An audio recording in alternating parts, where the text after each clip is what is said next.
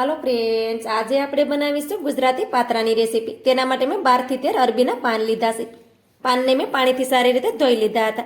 પછી તેને મેં થોડીવાર પંખાની નીચે સૂકવી દીધા હતા। તો પાન પણ આપણા સરસ રીતે સુકાઈ ગયા છે। સૌથી પહેલાં આપણે એક પાનને લઈ લઈએ અને આ રીતે ફોલ્ડ કરી દઈએ। હવે આ વચ્ચેની નસ છે તેને આપણે કાઢી લેશું। જો વધારે મોટા પાન હોય તો તેની શેડોની નસ હોય તેને પણ આપણે કાઢવી પડે, પણ આ રીતે મેં કૂણા પાન લીધા છે તો તેમાં નસનો ભાગ છે તે ઓછો હોય છે। તો આ રીતે વચ્ચેથી આપણે નસનો ભાગ છે તેને કાઢી લેશું। તો આ રીતે તમે જોઈ શકો છો કે તે આરામથી નીકળી જાય છે।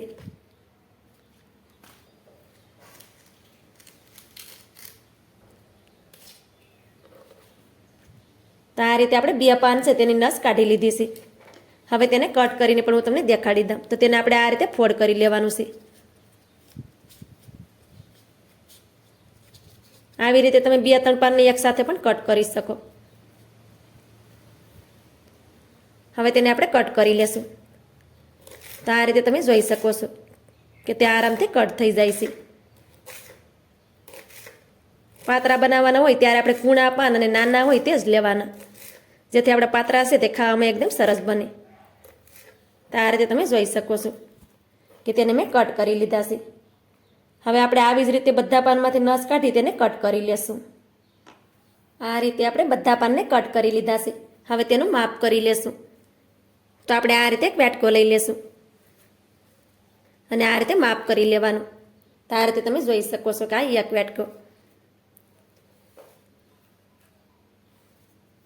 તો આપણા પાન છે તે 2 વાટકા છે। હવે તે પ્રમાણે આપણે બેસન લેશું, તો માપ કરવું જરૂરી છે। હવે તેને આપણે સાઈડ પર રાખી દેશું। હવે આપણે એક મોટું વાસણ લઈ લેશું અને તેમાં આપણે 2 વાટકા ભરી અને બેસન નાખી દેશું। 2 વાટકા પાનની સામે 2 વાટકા બેસન છે તે એકદમ પરફેક્ટ છે। હવે તેમાં આપણે મસાલા કરીશું। તેમાં આપણે અડધી ચમચી ભરી અને ગરમ મસાલો નાખી દેશું। હવે તેમાં આપણે 1 નાની ચમચી લાલ મરચું પાવડર નાખી દેશું। સાથે જ આપણે આદુ અને મરચાંની પેસ્ટ નાખી દેશું। 1 ચપટી જેટલા અજમાને આપણે હાથેથી ક્રશ કરી અને તેમાં નાખી દેશું।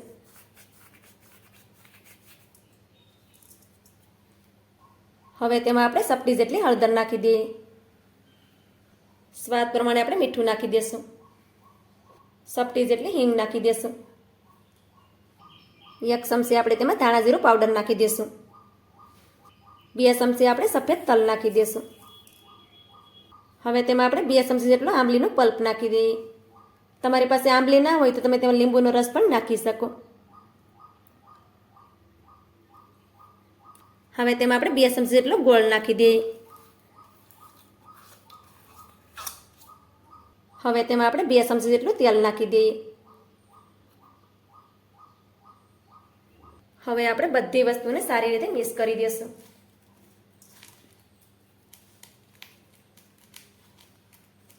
તો બધી વસ્તુને આપણે સારી રીતે મિક્સ કરી દીધી છે। હવે તેમાં આપણે થોડું થોડું પાણી નાખતા જશું અને બેટર બનાવી અને રેડી કરી લેશું। તો બેટરને આપણે આ રીતે હાથેથી જ બનાવશું, એટલે આપણને ખ્યાલ આવે કે બેટર આપણે કેવું રાખવું જોઈએ। બેટરને આપણે મીડિયમ ઠીક રાખવાનું છે, કેમ કે આ પાત્રા છે તેને આપણે કુકરમાં બનાવવાના છે। તો બેટરને તમે જોઈ શકો છો કે બેટર આપણું એકદમ પરફેક્ટ બની ગયું છે। હવે તેમાં આપણે પાત્રાના પાન છે તેને નાખી દેશું અને સારી રીતે તેને મિક્સ કરી દેશું આપણે।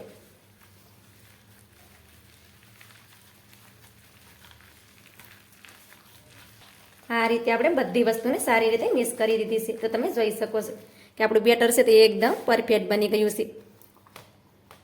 હવે તેમાં આપણે 1 ચપટી જેટલા ખાવાના સોડા નાખી દેશું અને તેને પણ આપણે સારી રીતે મિક્સ કરી દેશું, જેનાથી આપણા પાત્રા છે તે એકદમ સોફ્ટ બનશે ખાવામાં। તો બધી વસ્તુને આપણે સારી રીતે મિક્સ કરી દીધી છે। હવે મેં પાત્રાને સ્ટીમ કરવા માટે સ્ટીલના ગ્લાસ લીધા છે। તો આ રીતે 2 ગ્લાસ લીધા છે। ગ્લાસમાં આપણે થોડું થોડું તેલ નાખી દઈશું અને ગ્લાસને આપણે તેલથી સારી રીતે ગ્રીસ કરી દઈશું, જેથી કરી આપણા પાતળા છે તે ગ્લાસમાં ચોંટે નહીં।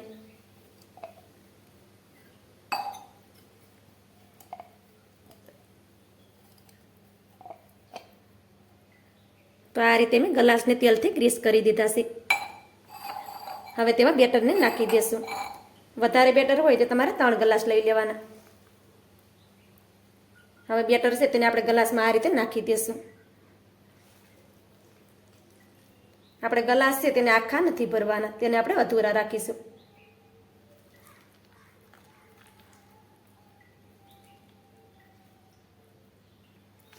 મારી ચેનલ પર તમે નવા હોય અને હજી સુધી મારી ચેનલને તમે સબસ્ક્રાઈબ ન કરી હોય તો સબસ્ક્રાઈબ કરી દેજો અને મને સપોર્ટ જરૂરથી કરજો. તો આ રીતે આપણે બેટર છે તેને ગ્લાસમાં નાખી દીધું છે. હવે આપણે તેને આ રીતે એક સરખું કરી દઈશું,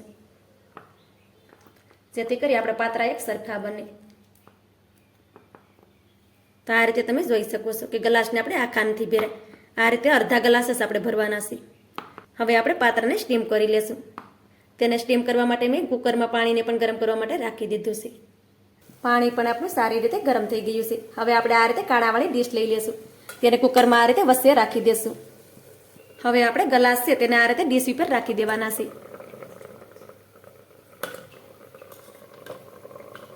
તો આ રીતે આપણે બંને ગ્લાસને રાખી દીધા છે. હવે આપણે ઢાંકણ લેશું અને આ રીતે સીટી છે તેને આપણે કાઢી લેશું અને ઢાંકણને આ રીતે ઉપરથી બંધ કરી દેશું. તો આ રીતે મેં ઉપરથી સીટી પણ કાઢી લીધી છે, તમે જોઈ શકો છો. હવે પાત્રાને આપણે ફૂલ ગેસ રાખીને 15 મિનિટ માટે સ્ટીમ કરી લેશું. પાત્રાને આપણે ફૂલ ગેસ ઉપર 15 મિનિટ માટે સ્ટીમ કરી લીધા છે. 15 મિનિટ પછી આપણે ઢાંકણ ખોલી અને પાત્રાને શેક કરી લેવાના. 15 મિનિટ પછી તમે જોઈ શકો છો કે આપણા પાત્રા છે તે પણ સારી રીતે ફૂલી ગયા છે. હવે આપણે ગેસની ફ્લેમ છે તેને બંધ કરી દઈશું અને ગ્લાસને આપણે બહાર કાઢી લેશું. આ રીતે પાત્રાને તમે જોઈ શકો છો કે પાત્રા આપણે સરસ રીતે ફૂલી ગયા છે. તો આ રીતે આપણે બંને ગ્લાસ છે તેને બહાર કાઢી લેશું.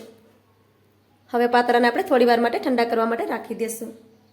હવે આપણે આ રીતે પાટલો લઈ લેશું અને એક પાત્રાને આપણે આ રીતે પાટલાની પર રાખી દેશું.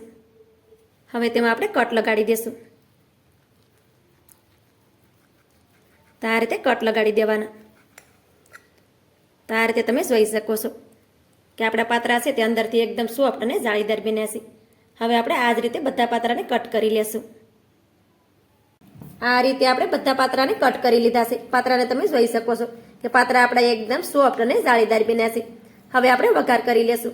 આ પાત્રાને તમારે ફ્રાય કરીને ખાવા હોય તો પણ તમે ખાઈ શકો. હવે આપણે કઢાઈ લઈ લેશું ને કઢાઈમાં આપણે એક પાવડું ભરી અને તેલ નાખી દઈશું. તેલ ગરમ થાય એટલે આપણે તેમાં રાઈ નાખી દઈએ.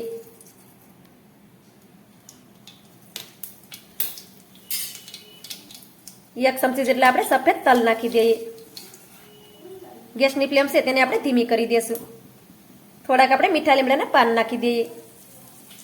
સાથે જ આપણે લીલા મરચાંના ટુકડા પણ નાખી દઈશું અને પાત્રાનો કલર સરસ આવે તેના માટે આપણે ચપટી જેટલી હળદર નાખી દઈશું. હવે બધી વસ્તુને સારી રીતે મિક્સ કરી દઈએ. થોડી વાર માટે આપણે બધી વસ્તુને સાતળી લેશું. બધી વસ્તુને આપણે થોડી વાર માટે સાતળી લીધી છે. હવે તેમાં આપણે 1 ચમચી જેટલું પાણી નાખી દઈશું. હવે આપણે વઘારને સારી રીતે પાકવા દેશું. થોડું પાણી નાખવાથી વઘાર છે તે સારી રીતે પાકી જાય છે. વઘારને આપણે થોડી વાર માટે પાકવા દીધો છે અને આપણો વઘાર પણ સરસ રીતે પાકી ગયો છે. હવે તેમાં આપણે પાત્રા છે તેને નાખી દઈશું. તો આ રીતે પાત્રાને આપણે નિરાતે નાખવાના, જેથી કરી પાત્રા આપણે તૂટીએ નહીં. હવે આપણે કઢાઈને આ રીતે ઉપર અને નીચે કરીશું એટલે વઘાર છે તે પાત્રામાં સરસ રીતે બેસી જાય.